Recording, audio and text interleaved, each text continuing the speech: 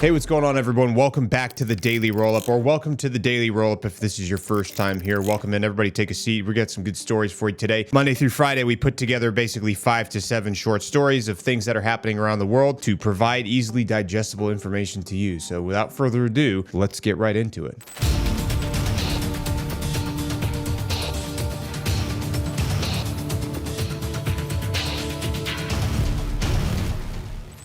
The U.S. Attorney General Pam Bondi released a video on X on the 7th of August of 2025, announcing that the Department of Justice and the State Department are offering a $50 million award or reward for any information that could possibly lead to the arrest of the Venezuelan president, Nicolas Maduro, the sitting Venezuelan president. Now, this doubles the previous U.S. award, which had been set at $25 million in some reports, though established at $15 million in 2020 under the first Trump administration. In the roughly 90-second video, Pam Bondi accuses Maduro of being one of the biggest narco traffickers in the world, and then said that he's been conspiring to flood the United States with massive amounts of illegal substances while using foreign terrorist organizations to bring drugs and violence into American communities. She specifically alleges that his collaboration with groups like Venezuela's Tren gang and Mexico's Sinaloa cartel were part of the reason, were just some of the ties that this guy has. And this is part of a broader effort to combat narco traffickers and narco terrorism corruption ties to the Maduro regime. In any case, Pam Bondi emphasized that Maduro's actions have contributed to instability in Venezuela and threatens the United States' national security, urging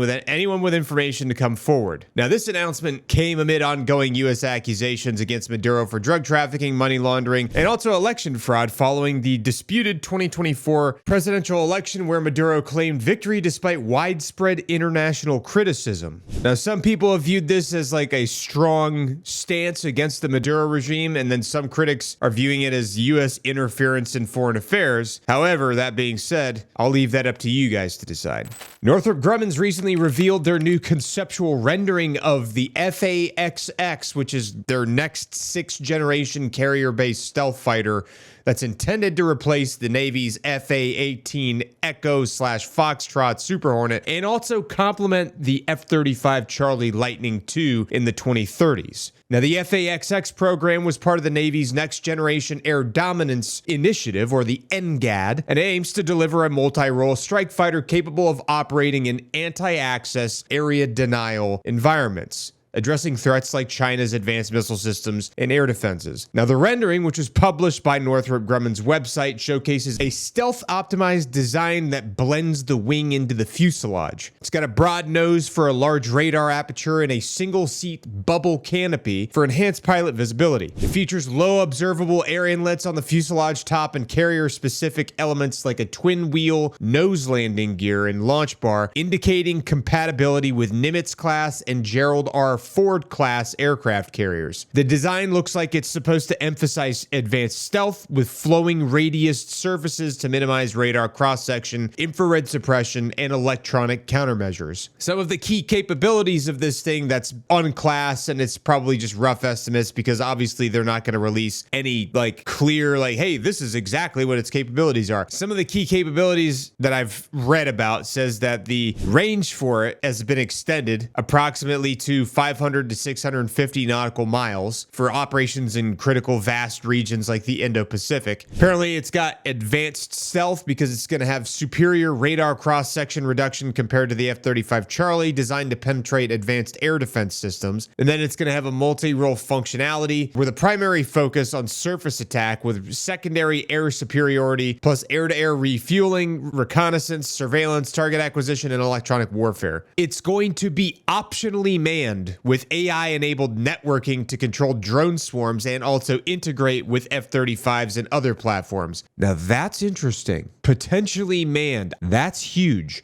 Unmanned jet. Now, an unmanned jet can do maneuvers that are significantly more wild than when there's a human made of flesh inside of that thing. That's going to be pretty big if that's true. Advanced sensors and lethality, enhanced sensors and potentially advanced directed energy weapons for improved combat effectiveness. Also crazy. So anyway, Northrop Grumman's leveraged its stealth expertise from the B-2 Spirit and the B-21 Raider, and they're competing against Boeing for the F/A-XX contract, with Lockheed Martin eliminated in March of 2025 for failing to meet Navy requirements such as advanced radar and carrier landing capabilities. Now, the Navy aims to select a winner soon, with the program entering the engineering and manufacturing development phase. However, funding disputes threaten delays, with the Pentagon proposing to redirect $454 million from the FY 2025 budget and potentially cut $500 million more. And they've been citing industrial-based concerns and competition with the Air Force's F-47 program. So now Congress and Navy officials are pushing back because they've been emphasizing the importance of the FA-XX program for maintaining carrier strike group relevance against emerging threats like China's J-36 and J-50 sixth-generation fighters. Regardless, the FA-XX is expected to enter service in the mid-2030s to replace Super Hornets as they reach their 9,000-hour service life limit. And many people believe that this program is critical for U.S. naval aviation to maintain air dominance in contested environments.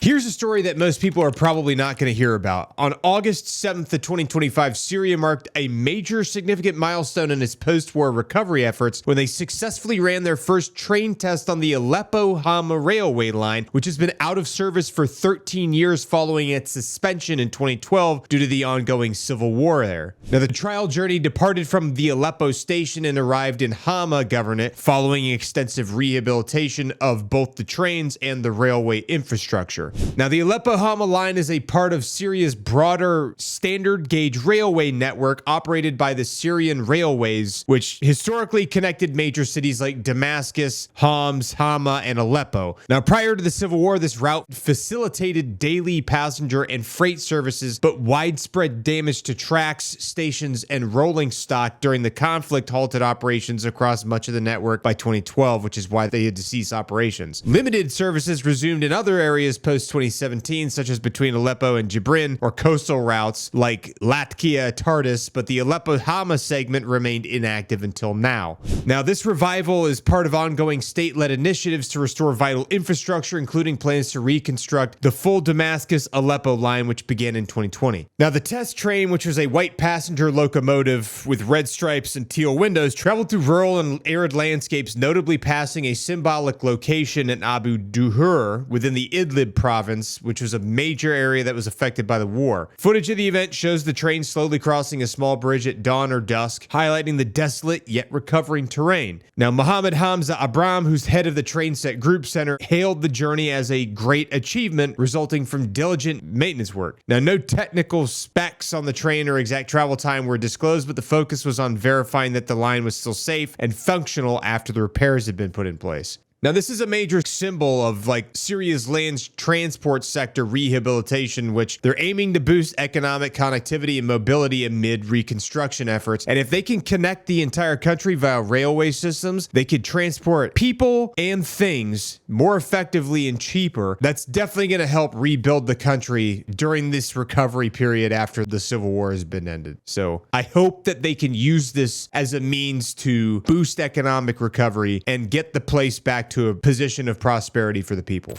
So this picture that you're seeing with this U.S. service member is a new drone that, while looks like a Shahed 136, is actually a new drone that the United States developed called the MQM-172 Arrowhead, which is a new unmanned aerial system designed by the U.S. military industrial complex, designed to be primarily used as a targeting drone for air defense systems. And the reason why is because obviously it's shaped and looks just like the Gerin drones from Russia and the Shahed 136 kamikaze drones from Iran. Now, the MQM-172 Arrowhead features an enlarged fuselage, a delta wing configuration, and it's optimized for low-cost mass production, so that way the United States could make a lot of these things to simulate drone swarm attacks and different things like that. Now, it is an improved version of the Shahed 136, and it's got potential for combat applications as well. However, its primary role is still serving as a target, essentially. It's equipped with a 4-cylinder piston engine enabling long-range flights, and it's considered an evolution of the Lucas drone, which was the low-cost, uncrewed combat attack system drone that was previously introduced by SpectreWorks, which is an Arizona-based company in the United States that was also manufacturing drones that were similar to the Shahed 136.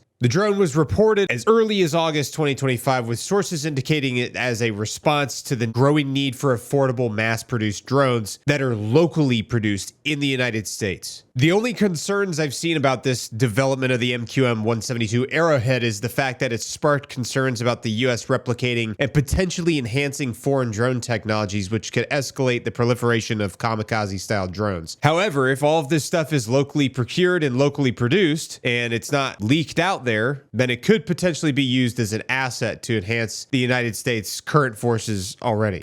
So while I can't personally verify where this was filmed or who filmed it, I do think that it's a valuable and interesting video showing what looks to be anti-tank mines somehow taped to a piling for a bridge across every piling, and a drone impacting it to destroy the bridge as like a demolitions type deal, so that way they could blow it without people being in vicinity. That's the first time I've seen something quite like that, but just goes to show you that, you know, both sides, whoever did this, they're continuing to evolve their technology and evolve tactics using current day technology that's available to achieve goals. Because whether this is Ukrainian or Russian, I've heard it's Ukrainians that did this to disrupt Russian supply lines in some location. But regardless, if you're taking a bridge out, it's because you're trying to disrupt logistical supply chains for whatever other side. Obviously, as you can see, it was effective. So Ukraine's military intelligence agency released footage of a pretty sophisticated operation conducted by its primary special unit on August 7th of 2025 to showcase their long-range first-person view strike drones targeting Russian air defense assets and a naval vessel in occupied Crimea. Now, these FPV drones were likely launched from an uncrewed surface vessel or unmanned surface vessel operating the Black Sea, and they demonstrated pretty advanced evasion tactics, including dodging missiles from Pantsir S-1 air defense systems and a Su-30 SM fighter jet. The strikes are part of Ukraine's ongoing campaign to systematically degrade Russian air defenses on the peninsula to create blind spots in surveillance and potentially facilitating future aerial operations in the region. Now, some of the video footage that was captured in thermal imaging depicts the drones flying low over water and terrain in order to approach their targets near the southern and western tips of Crimea, including areas around Olenivka and Mount Ipetri, to hit some radar sites. The drones successfully hit multiple high-value assets with on-screen labels confirming impacts and visible explosions. Now, Russian forces have began concealing radars and radio-transparent dome structures in order to protect them from such attacks, but the footage shows that these measures were pretty ineffective in this particular instance anyway. In addition to that, there's been explosions to corroborate this stuff that were reported across Crimea the morning of the strikes, which aligns with the timeline of the operation taking place. All right, guys, so that's it for the daily roll-up for today. I appreciate you all joining. If you've stuck around till now, you are part of the real ones. So I appreciate your support. It helps the channel out when you stay all the way to the end, because the retention obviously makes it push in the algorithm better, and for some reason YouTube wants to suggest it more. So thank you guys for watching the video. If there's anything that you wanted to tell us about the video in the comments below, please let us know. If there's anything you think we did well or anything you think we could improve upon, we do take these comments seriously and we do read them, so that way we can find ways to improve this stuff in the future to make these videos better for all of you. So thank you so much for watching. Let us know what you thought about the video in the comments below, and we will see you in the next video.